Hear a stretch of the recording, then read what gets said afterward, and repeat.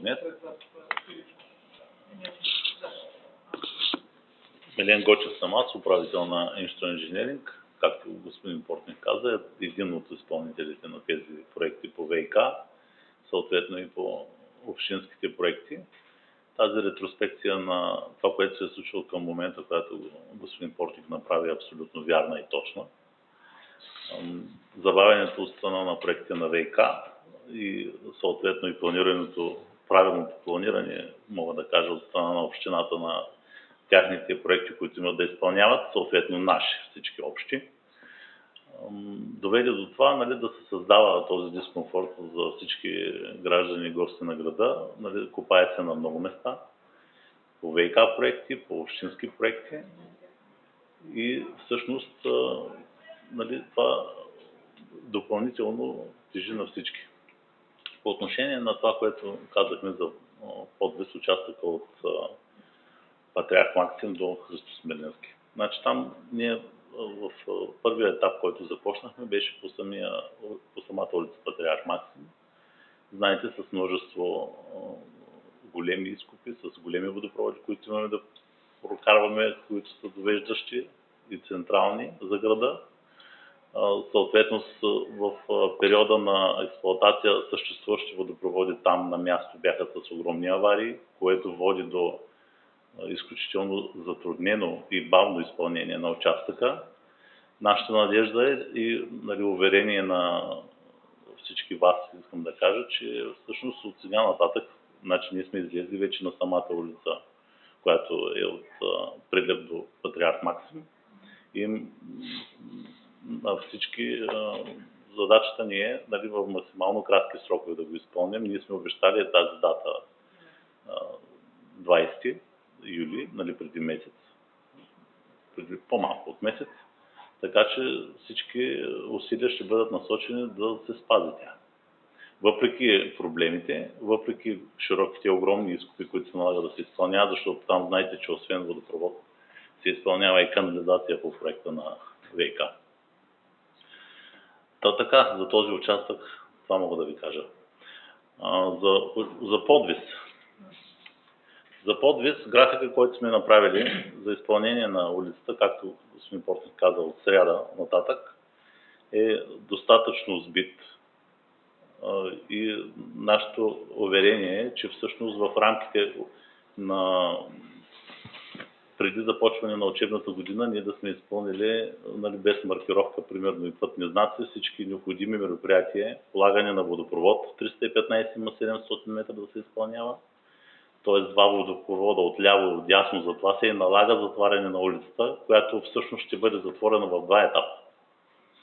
Първият етап ще бъде от сряда, ще бъде затворена от улица Никола Козлов до езиковата гимназия, до първа езикова гимназия. В този участък вървят двата водопровода, които има да се подменят.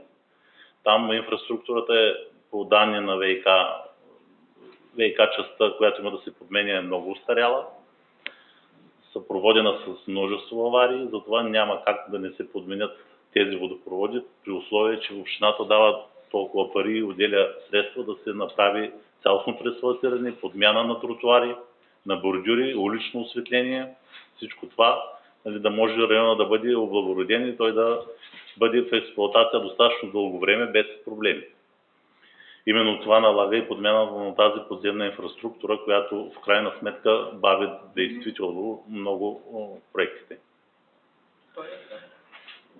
Сега, втория етап е следващия след математическата гимназия езиковата гимназия до Смирненски. В този етап водопроводи няма да се изпълняват, там има пътна част и затова казвам, че ние в рамките на след втората седмица на месец септември ще изпълним този участък. От кога започва обаче? От сряда. Не, първата част от сряда кога завършва? Първата част започва в сряда и завършва на 15 септември. Тоест първата и втората част ще бъдат слети в едно. За по-бързо изпълнение на обекта. По отношение на улица Прилеп,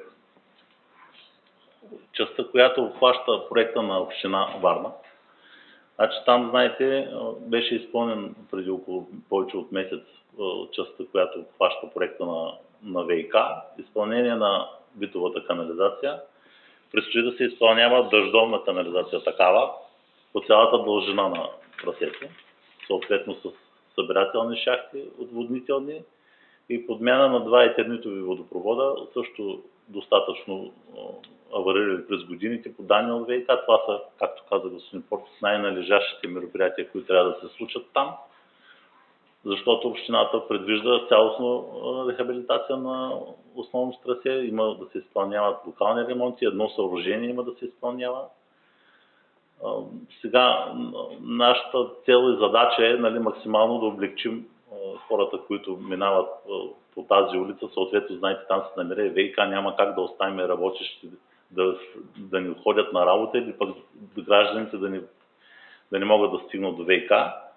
Освен това, което предвижда проекта да се затвори улицата, тя ще се затваря само в момента, в който ще се изпълнява дъждовната канализация, или това ще бъде в рамките на около 40-45 дни максимално. В останалия период на строителство, който е до края на октомври месец, по принцип по графика ни, ние предвиждаме да се изпълняват бордюрите, тротуарите, уличното осветление без цялостно затваряне на самия път, за да максимално да можем да облегчим движението по него.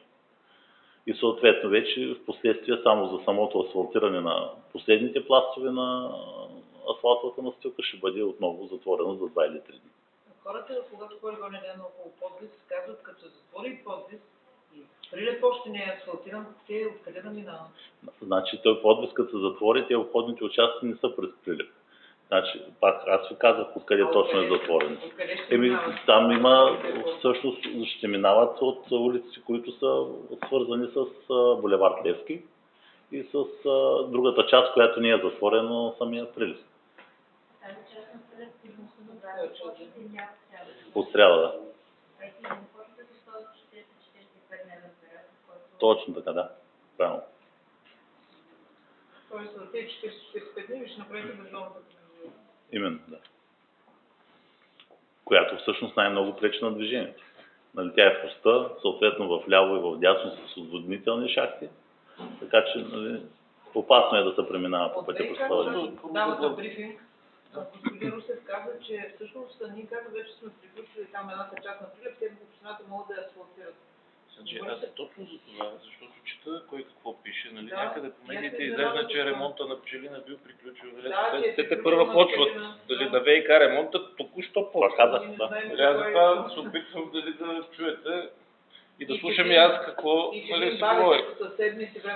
Така, няма да коментирам управителя на ВиК какво е казал. Не съм бил там, аз ви казвам какви са фактите. Фактите са, че ВиК все още работи по Христо Смирненски, все още, и там до общината до момента по Христо Смирненски изобщо не е работила. Аналогичен е случай с финансирането. От 2021 година са същите кредитни инструменти, същата година още тогава в бюджета. Забавянето, лошото управление в държавата на ВиК и каквото се сетим друго, нали, всъщност доведе до това, че изпълнителите на ВиК започнаха и Христо Смирненски едва преди 2 месеца. Вместо както бяха избрани в началото на 2021. Все още там работи ВиК. Не знам кой какво говори.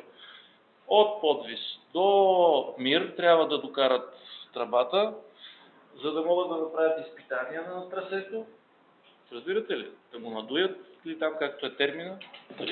Ако е здраво, това, което са положили, тогава ще влезне общината да асфалтира, да прави тротуари и осветление.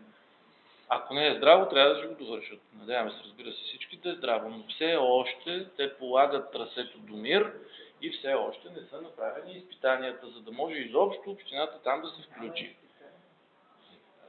Това се опитвам да ви кажа. И общината там все още изобщо не работи. Оплътняваме времето максимално, за да може в този район да се извършат всички дейности в максимално кратък срок. Това е ситуацията. На самия Прилеп, факт е, нали, че имахме уточнение, кои точно тръби с ВиК, нали, да останат в ремонта, защото другите са такива, че спира водата в цяла Варна.